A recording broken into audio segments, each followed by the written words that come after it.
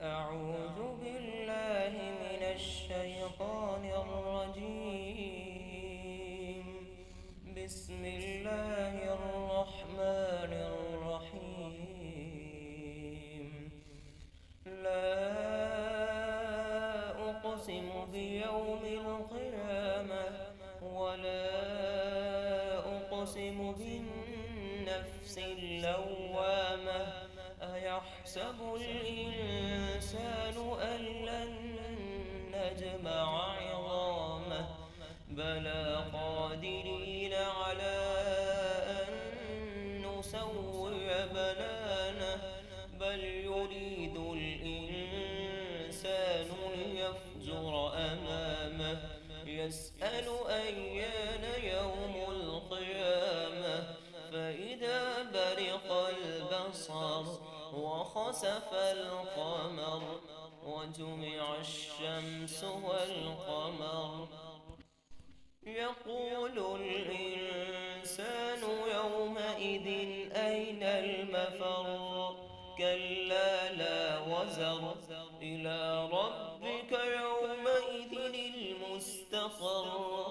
ينبأ الإنسان يومئذ بما قدم وأخر بل الإنسان على نفسه بصيرة ولو ألقى معاذيره لا تحرك به لسانك لتعجل به إن علينا جمعه وقرآنه فإذا قرأناه فاتبع قرآنه ثم إن علينا بيانه كلا بل تحبون العاجلة وتذرون الآخرة وجوه يومئذ ناظرة إلى ربها ناظرة ووجوه يومئذ باسرة تظن أن يفعل بها فاقرة كلا إذا بلغت التراقي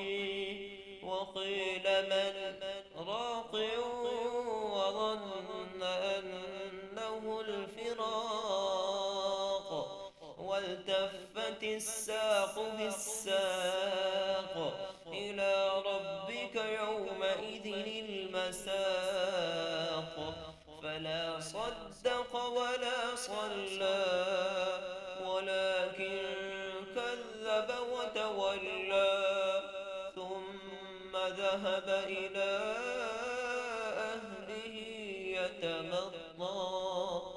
أولى لك فأولى ثم أولى لك فأولى أيحسب الإنسان أن يترك سدى ألم يك نطفة من مني يمنى ثم كان علقة فخلق فسوى